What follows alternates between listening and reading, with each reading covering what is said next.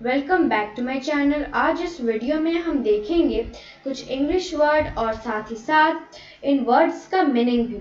इतना ही नहीं, इन वर्ड्स का सही यूज सेंटेंसेस में हम कैसे करते हैं यह भी हम सीखेंगे। तो चलिए सबसे पहले हम हमारा सबसे पहला वर्ड देख लेते हैं। तो हमारा सबसे पहला वर्ड है एक्यूट, यानी कि तीव्र। He felt acute pain. Felt V2 है, इसका V1 है फील, यानी कि महसूस करना। ही फेल्ट यानी कि उसने महसूस किया, एक्यूट यानी कि तीव्र, पेन यानी कि दर्द, उसने तीव्र दर्द महसूस किया। मान लीजिए अगर आपको कहीं भी कभी भी अचानक चोट लग जाती है तो उसी वक्त आपको एक तीव्र दर्द या फिर कह सकते हैं कि एक्यूट पेन फील या फिर महसूस होने लगता है कि आपको जगह पे दर्द हो रहा है, पेन हो रहा है। पेन का मतलब होता है दर्द होना।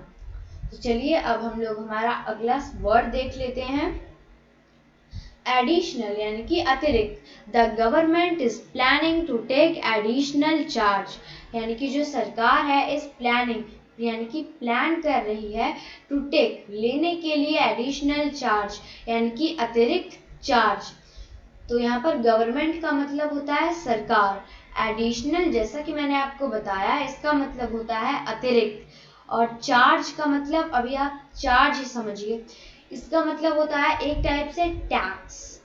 जैसे कि हम लोग कार का टैक्स देते हैं वगैरह वगैरह, जिन चीज़ों का हम टैक्स देते हैं उसी टाइप से इसमें यानी कि टैक्स में और चार्ज में ज़्यादा अंतर नहीं होता, लेकिन फिर भी थोड़ा बहुत इनमें कॉमन है, लेकिन ज़्यादा इनमें अंतर आपको दिखाई नहीं पड़ेगा। तो चलिए अब हम लोग हमारा अगला वर्ड देख लेते हैं, सफिशिएंट यानी कि पर्याप्त। This food is sufficient for 100 people, यानी कि यह खाना 100 लोगों के लिए पर्याप्त है। 100 पीपल यानी कि 100 लोग। अगर एक आदमी है उसके लिए हम लोग यहाँ पर मैन वुमेन कुछ भी यूज कर सकते हैं, लेकिन अगर एक से ज्यादा आदमी है तो उसके लिए हम लोग पीपल यूज करेंगे। क्या यूज करेंगे? तो पीपल यूज करेंगे। दिस फूड इज सफिशिएंट यानी कि यह खाना पर्याप्त है, फॉर 100 पीपल यानी कि 100 लोगों के लिए। हमारा अगला वर्ड देख लेते हैं, कंसेंट यानी कि सहमति। The company has taken a decision, यानी कि जो कंपनी है उसने लिया है, has taken, has plus V3, तो चुका है, चुकी है, या फिर यहाँ पर आप कह सकते हैं कि हैज प्लस V3 में या तो आप चुका है चुकी है कहें, या तो आप इसे इस टाइप से कहें कि जो कंपनी है उसने लिया है। तो क्या लिया है? अ डिसीजन, एक निर्णय, विदाउट टेकिंग कंसेंट यानी कि बिना सहमति लिए, ऑफ द वर्कर्स यानी कि उस कंपनी में जो भी काम करते हैं उनसे सहमति लिए बिना ही उन्होंने यानी कि उस कंपनी के जो बॉस है उन्होंने एक डिसीजन यानी कि एक निर्णय ले लिया। और मेरी तरफ से तो यही एडवाइस है कि अब अगर आप कभी भी कुछ भी करते हैं तो ये ज़रूरी है कि आप उस काम को करने से पहले एक बार अपने बड़ों से पूछ लें कि वो काम जो आप करने जा रहे हैं वो सही है कि नहीं। तो चलिए अब हम लोग हमारा अगला वर्ड देख लेते हैं, अनयूजुअल यानी कि अनियमित। क्या है? अनयूजुअल यानी कि अनियमित। The real problem of people is unusual distribution of food grain. तो ग्रेन का मतलब होता है अन्न, तो ग्रेन्स मतलब यहाँ पर आप कह सकते हैं जैसे कि चावल हो गया, गेहूं हो गया वगैरह वगैरह। तो चलिए अब हम लोग सबसे पहले से ट्रांसलेट कर देते हैं।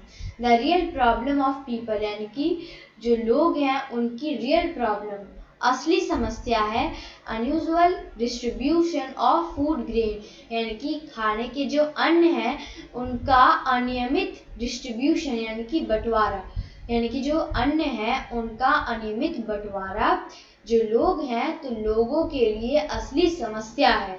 तो चलिए मैं आपको यहाँ पर एक बात बताना चाहती हूँ कि अगर आप कभी भी मान लीजिए इस वर्ड से यानी कि जो पूरा पूरा सेंटेंस है ये हमें क्या बताना चाह रहा है कि अभी हाल फिलहाल में आपने सुना होगा कि जो खाना है यानी कि खाने की जो अन्न है वो बहुत ही ज़्यादा अनियमित रूप से बांटे जा रहे हैं, उनके अनियमित रूप से बंटवारे हो रहे हैं जो कि लोगों के लिए एक असली समस्या है। तो चलिए अब हम लोग हमारा अगला वर्ड देख लेते हैं। फुलफिलमेंट। क्या है फुलफिलमेंट? यानी कि लक्ष्य की प्राप्ति। This trip was the fulfilment of their dreams. यानी कि यह जो ट्रिप थी इसने उसके सपने को पूरा किया। अगर आप कोई भी सपना देखते हो, आपका कुछ भी सपना होता है कि मैं ये बनूंगा या फिर मेरे पास ये होना चाहिए, मुझे वो चाहिए, मैं ये ज़रूर करूँगा, मुझे ये ज़रूर करना चाहिए, मैं ये बनूंगा, मैं वो बनूंगा, तो इस टाइप से कुछ भी जो आप चाहते हैं, जो आपका सपना हमेशा से रहा है, यानी कि जो आप हमेशा से चाहते हैं, अगर आपको कभी वो मिल जाए तो इसका मतलब यानी कि इस सिचुएशन में हम लोग फुलफिलमेंट का यूज करते हैं। तो चलिए अब हम लोग हमारा अगला वर्ड देख लेते हैं। एक्वायर यानी कि कुछ अर्जित करना या खरीदना। This airline will acquire 49% share very soon. यानी कि ये जो एयरलाइन है ये खरीदेगी 49% शेयर, यानी कि 49%। तो कितना तक? तो यहाँ पर 49% ये शेयर खरीदेगी वेरी सून, यानी कि बहुत जल्द। सून मतलब होता है जल्द, वेरी सून लगा दिया यानी कि बहुत जल्द। वेरी का मतलब होता है बहुत, और यहाँ पर हमने क्योंकि विल लगा दिया इसलिए हम लोग यहाँ पर गागेगी का यूज करेंगे।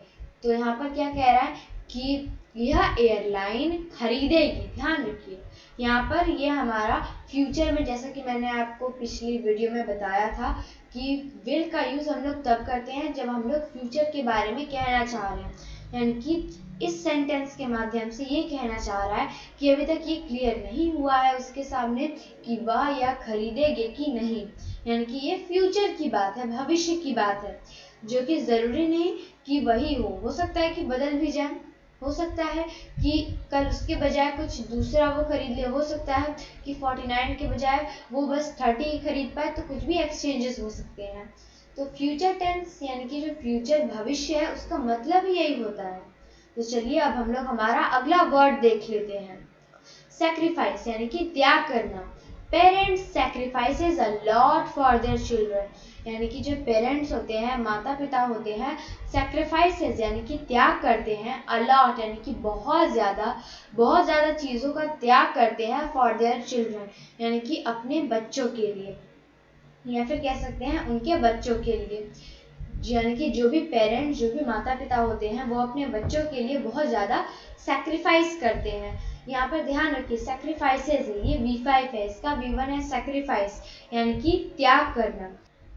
So thank you for watching my video. If you think this video is informative to you, you can like my video, and to get more such videos, you can subscribe my channel. Thank you very much.